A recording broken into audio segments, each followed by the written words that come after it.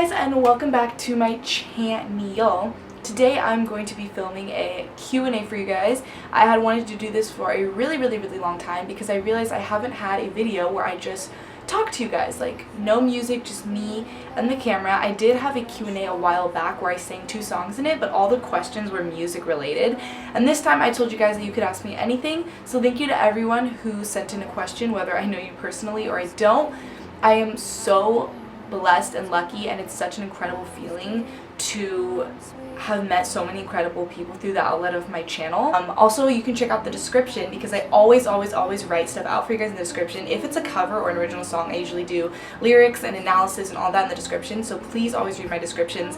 I even have my mom grammar check them. That's how passionate I am about them. So we're just gonna go ahead and get started. My phone is plugged in because it's dying, so we're gonna unplug her when she's ready. The first question is the name. I kind of cut the name off. Did I cut the name of all these? Oopsies. Is Ramen DJ, and this first question actually kind of relates to my I Dump Your Ass shirt. They said, I have a lot of questions, but my main is, what is your favorite moment from Stranger Things 3? This is a good question. I went to a lot of Stranger Things events. If you guys did not know, you can see them on my Twitter at Bethy Styles with 2 Y's for Bethy. I have so many thoughts about the season. Comment down below what you thought. I personally still think season 2 is better. Attack me. I think season 2 is the best season. I think season 3 was incredible. I loved how they elaborated on 11 and she got to like find herself as a person because she's always busy saving the world, but she finally got to shop. I actually bought the romper that she wears. They sold it at Target. So I can't wait to wear that to school. I'm thinking of being 11 for Halloween, but I was already her like 2 years ago, so I might be Dora. Comment down below what you're being for Halloween, and if you have a purple backpack that I can borrow, I'm in search of one. Okay, this is getting off the question. Favorite moment in ST3? Why don't I go ahead and demonstrate? I dump your ass. I dump your ass. That was seriously my favorite moment. I don't know why it makes me laugh so hard, so much to the point where I had to get a shirt of it. My favorite part of Stranger Things is actually 11. I love their relationship. I know that's kind of weird, but I love Mike and 11 because I think it's so cute. Their shared trauma and how all she knows is him. It's adorable. But in all seriousness, I think my favorite part was episode 4, the sauna test. I think actually in any scene in Stranger Things history, the scene where Billy gets trapped in the sauna and then Mike saves 11 when Billy is strangling her, I think the cinematography and the action, the character development, the outfits, the lighting, everything in that is the best Stranger Things moment in all of this history of the show.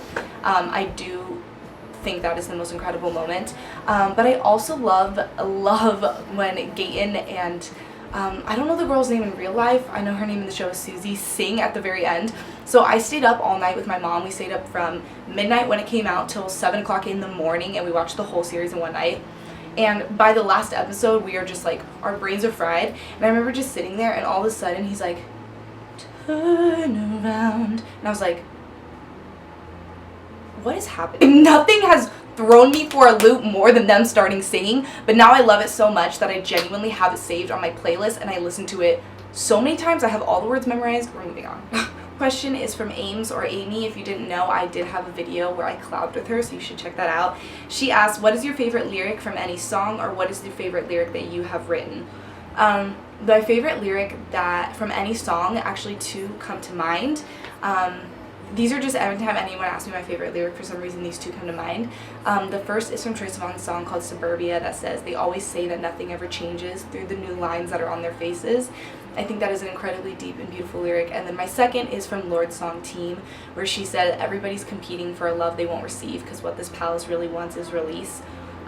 Those always come to mind as my all-time favorite lyrics. And then my favorite lyric that I've ever written is going to be from the song Lavender. Sorry, I had to cough. Actually, the header on my YouTube channel, it says, you've given me a reason to believe. That song is about my grandma, if you didn't know, and that lyric came from the fact that she was always very religious, and I think as a kid you kind of just blow religion off or whatever, and it's not as important to you. And then when she passed away, I became a really passionate Christian, and it kind of, I think one of the reasons why is because she gave me a reason to believe in something greater, and I think giving somebody faith and hope is the greatest gift that you could give anyone, and so I think that has a lot of depth to it, and that is my favorite lyric I've ever written. This question is from Haley, and she says, what is something that One Direction did that inspired you the most? First off, Haley is one of my really, really good friends, and she recently just started a channel. I will link it down below. You need to go subscribe. Something One Direction did that inspired me the most. When I saw this question, I was like, oh my goodness, because everything they've done has inspired me and like made me into who I am today. I would say one of the things that inspires me the most about One Direction is how down to earth they are, and considering I do not know them personally, but I think what I always loved most about them, obviously their music, but second off was their attitudes. They were always having so much fun wherever they were. They never took themselves too seriously. They never, they always came off as the closest of friends, and I think what inspired me was their attitude towards their music, how they were willing to collaborate with other people. They were willing to write their own music. I mean, another thing that inspired me is their stamina. I mean, touring for 4 years every night, no break, while recording albums on the road. Everything they do just inspires me, but most of all, it was their personalities. And if you see One Direction, This Is Us, if you saw their movie, I think for someone who didn't watch every single one of their interviews and follow them for years, that is a great way to see their personality and how they were together, and I always loved that. And I think that's what people liked about them the most. That's why they got the fame that they did, because of their individual personalities. I'm filming this at the very beginning of September, and I'm not posting it till the end. But oh my goodness, can we talk about Harry's Rolling Stone? It hasn't come out yet at the time of filming this, but I've seen the photos and some parts of the interview. My cousin actually has a subscription to Rolling Stone, so she's gonna give me the magazine. I'm so excited. Okay, next is from Ziari, and she says, what keeps you motivated to continue making music / what are your aspirations? I thought this question was really interesting because I always think about what does keep me motivated to keep filming videos, keep learning new songs. That's like what I do in my free time, and I think what makes me continue want to do that and continue to write music is the world we live in, what's going on in the world. I think we're such a lost world, and we need music. We need messages to go out there to people. We need hopeful things. You open your phone and you turn on the news and you see the most horrific things ever, and I know it feels like the most horrific things ever because we're the ones living in it, and it does. So I think what inspires me to keep making music is the times we live in, and me feeling like we need to write about humanity because we need to get back to a better place. I know that sounds really cliche, but I think that's what music should be for. You were stranded on a deserted island without, what are your 3 makeup items you couldn't live without? So I'm guessing she wants me to say like in general, like blush, eyeshadow, whatever, but I'm gonna go get 3 actual specific products that I would take on an island. I know, Beth talking about products and not music? What's going on? I'll go get them. Okay, so I went and got 3 specific products that are my all-time favorites. Well, one of them that I didn't bring is this red lip that I have. I used to never wear a red lip, and now a red lip is like my thing because I think it looks really cute with my haircut. It's definitely my vibe. I like the old Hollywood vibe, 60s, 40s. That's my main inspiration. Moving on. So I brought 3 products because she said 3. 1, this little heart stamp. This is actually from Forever 21, and one side is an eyeliner. I really like wearing eyeliner, and then the other side is a little heart stamp that I wear this, here, I'll show it to you. I mean, you probably can guess what it looks like. This has appeared in a lot of my videos, and I wear it to school a lot. People always ask me if I draw it. I'm like, no, I'm not an artist. I have a stamp. Marine and the Diamonds obviously inspired me to do this, but I love doing it. It's kind of my signature thing. There was a time where I wore it like every single day of the week, and then I had to step back, and now I wear it like once a week. Yeah. Okay. Second thing is the Jeffree Star Jawbreaker palette. I do not personally watch Jeffree Star's makeup channel, but I love his products. This red lip actually is Jeffree Star, but this is the Jawbreaker palette. I wanted to splurge on this because I wanted more. A lot of my palettes were kind of neutrals and dark colors because that's what I wear, but I wanted a palette with more kind of crazy bright colors. His packaging is also incredible, and I love glitter on my eyes. That is my favorite thing ever. I love glitter. So this actually comes with some glitters. It's bright, it's really fun to play with, and it's kind of challenging me because I want to get I have always loved makeup. No, it's not like my passion or anything. I've always loved playing around with it though, and I don't leave the house without it. So this is helping me explore different looks, and I like doing crazy looks for concerts and stuff. Even to school, I'll do like a crazy like blue eye for no reason. I just like doing that. And then third is blush. My actual favorite makeup product ever has always been blush for some reason. I don't know why. I think going back to like my 40s and 60s thing, they always had like these beautiful doll-like cheeks, and I think it looks really classy. So this is my favorite blush actually. This is, I have no idea what brand this is. This was sent to me in my Ipsy bag, and it's literally in like a little like plastic thing. But it's in the shade Zac, and it's a really gorgeous, it's very pigmented. I really like dark pigmented ones because it goes with that doll-like look, but I do have some corally ones that I like as well. Also, e.l.f. has really good blushes, which you wouldn't think because they're kind of a cheaper company. But yeah, so these are my three I would take with me to a deserted island. I could have a bright eye, a heart stamp, and a blush. Without anything else, that would probably look weird, but you know. Okay, next is from Melissa, and she said, what is your favorite cover you've done so far? I thought this was a cool question because I do like going back on my YouTube video channel and seeing, you know, my progress, where I've been, what I've done, what I haven't. There's a ton of Lorde covers. I'm so sorry about that. I just made it into a series. I have a Lorde series. That's what we call it. Two come to mind as the ones I'm most proud of with my performance in them cover-wise. First is Venice Bitch by Lana Del Rey. I really like my voice in that one, and I really like the piano. I just started playing piano like a year and a half ago, so I'm not super incredible, I'm not super advanced, but I think that I really challenged myself a lot with that video, and I was really proud of how the piano came out. And my second one that comes to mind is House of Gold by 21 Pilots that I filmed with Z. I think we really meshed so well on that duet, and I was really happy with the way I played guitar in that. It was kind of advanced for me, and it was my first video with an electric guitar, and I liked my voice in that one. So I think the two ones I'm most proud of is Venice Bitch and House of Gold. The next question is from Steve. Lol, I'm laughing because that's my dad. What are your 5 desert island albums? Everyone wants me to be trapped on a deserted island, I guess.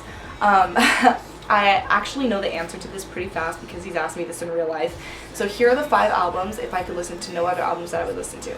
Also, comment yours, which ones yours are down below, because this is actually a really interesting question. 1, Midnight Memories by One Direction, my favorite album of all time. 2, Pure Heroine by Lorde. 3, Bad by Michael Jackson. 4, Electra Heart by Marina. And 5, Blue Neighborhood by Troye Sivan. From Jamie, and she says, what is the first thing you notice about a person? I thought this was a really interesting question. I think the first thing, okay, I love eyes. I love people's eyes. I think that eyes, you know, they say they're the windows to the soul. I believe that eyes are gorgeous. But if I'm being like 100% honest, the first thing I notice about a person is their clothes, what they're wearing. I know that sounds so weird, but we're going to get into this with a different question about how much I'm passionate about clothing. And for some reason, I will instantly make a judgment of your outfit in my head. It's from Jamie as well, and she said, if you could have dinner with one musician, dead or alive, who would it be, besides the obvious Harry Styles? I think that's so funny she had to include that because, I mean, obviously.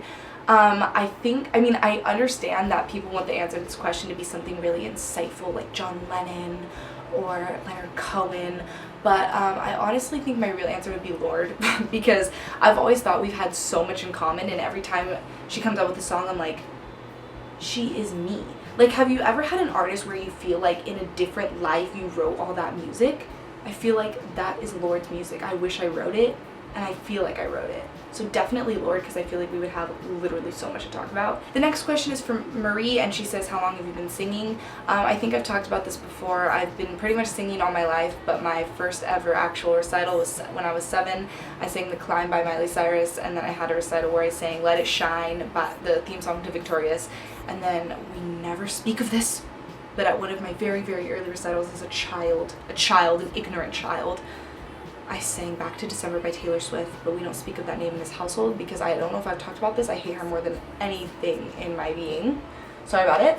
But yeah, and if you, I'm like, but yeah. Next one is from Jennifer. Haha, that's my mom.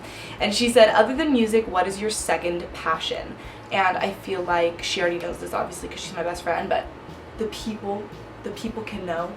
So obviously my first passion is my faith. I feel like that, yeah.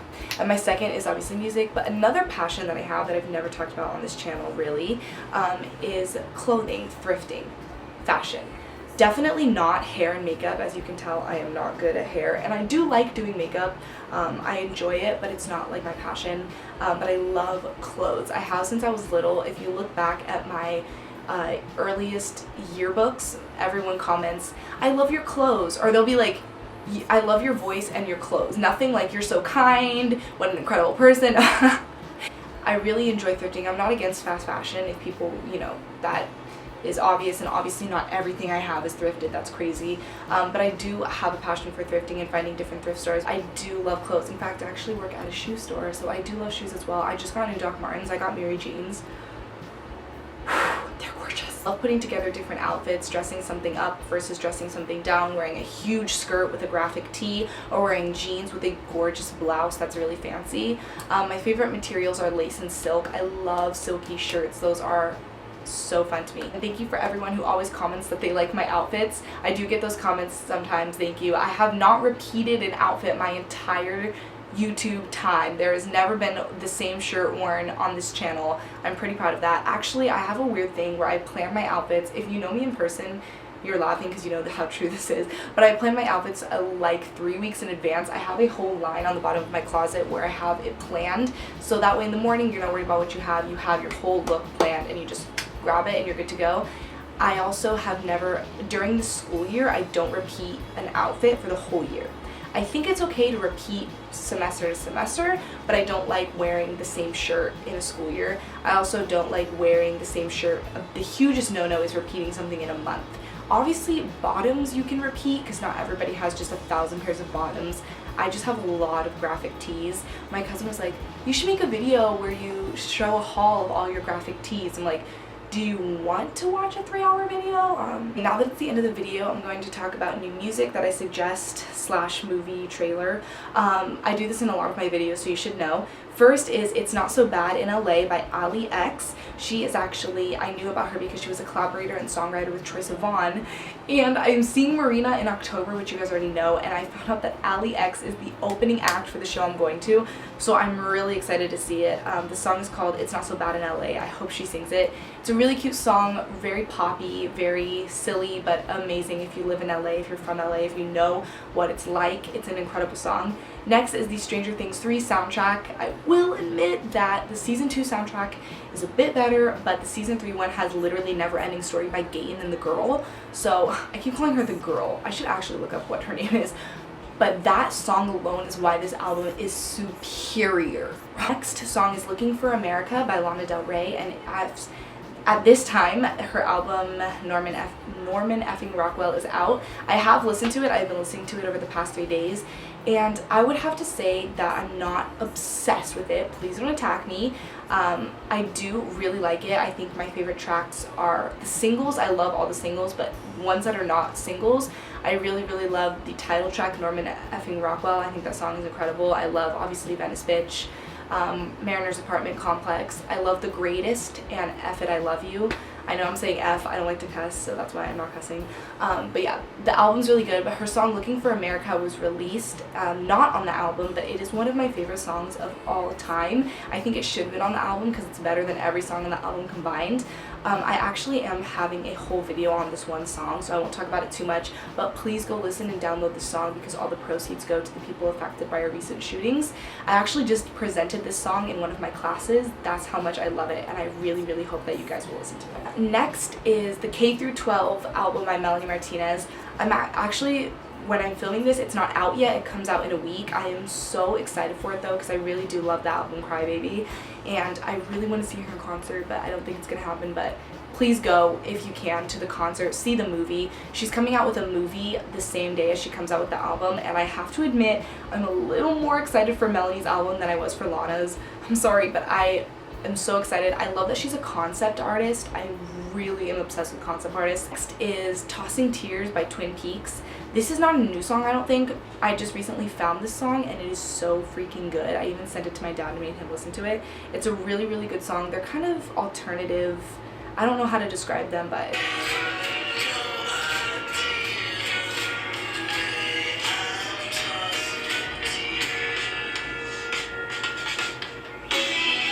Next one is the trailer to Little Women. This is a movie trailer recommendation, guys. It's getting specific and serious here. Little Women is coming out in, I don't even think it has a date yet, but it says Christmassy. There's incredible people in this cast. I mean, really famous people, but I love, love, love, I don't know how to say her name. The girl from Lady Bird. Cerise Roda. Obviously, I don't love her that much, right? I know how to say her name. But I love Timothée Chalamet. Please don't attack me. He's pretty much my favorite actor. I love him so much, and he is going to be playing Laurie in there. And a fun fact, if you didn't know, my name actually comes from that book. My mom loves that book, and one of the girls' names is Beth. And it's kind of funny because she plays piano and she's the musician in the family.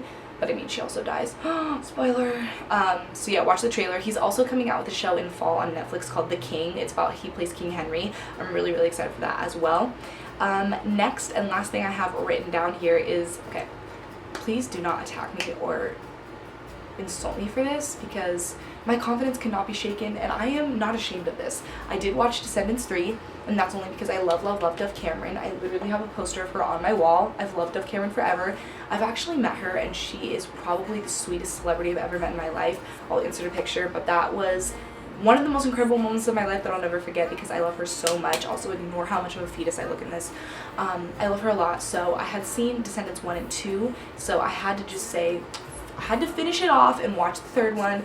And obviously it's cheesy, I mean, but Dove Cameron's incredible. Her voice is actually incredible. She's actually in an opera called Light in the Piazza. I really, really want to go see it, but if you didn't know, she's in an opera. She's amazing. She played Cher on the Broadway version of Clueless. Trust me, I am not a Broadway girl. I don't even like musicals, but I do want to see the opera that she's in. But her song, My Once Upon a Time, the lyrics, it's not lyrically strong because it's in a kid's movie, but her voice in this song is incredible. Her voice shines, and it's really a feature moment for her. So if you love Dove Cameron, or if you just want to hear the song My Once Upon a Time from Descendants 3, it's good. I listen to it, it's on my playlist, and I will not feel sorry about it. I also have my It tickets. It Chapter 2 comes out in a week from when I'm filming this, and I'm seeing it the night it comes out with my cousin and my parents. We're gonna party, party, party. I am so excited. I saw the first It the night it came out, so I'm just continuing the tradition. I've heard that Bill Hader like steals the show, which is great because that's actually Finn's older counterpart, if you know anything about that. This is going to be the end of the Q&A. Thank you so much for watching. If you want to follow my Twitter, I don't know why I just did a huge jolt when I did that. If you want to follow my Twitter, it's at BethyStyles, BETHYY, Styles as in Harry Styles. Thank you so much for supporting my channel and getting to know a little bit more about me. I feel like I'm always just singing and playing guitar and never talking to you guys one-on-one, and I have incredible friends from this channel. So please subscribe if you're new, turn on post notifications so that you don't miss my next video. It's actually coming out October 1st. I already know the date, so I can just share it with you guys. I'm feeling really confident in about 2 to 3 videos a month. I think that's a really good area to be at. The month of October is insane for me because I have some big life momentum, big life stuff coming up. So I think there's just gonna be 2 videos in October, and I don't even know what's coming in November. I haven't planned that far ahead, which is rare for me, but I have to really focus on some stuff in my life these next 2 months. But thank you so much for watching this Q&A and being on this journey with me. I hope you enjoyed the questions. I hope I answered yours and you feel all cool about it, which you shouldn't because I'm a nobody. I love you guys so much, and I hope that you will join me in the next video. And don't forget, I dump your ass. Just kidding, I love you so much.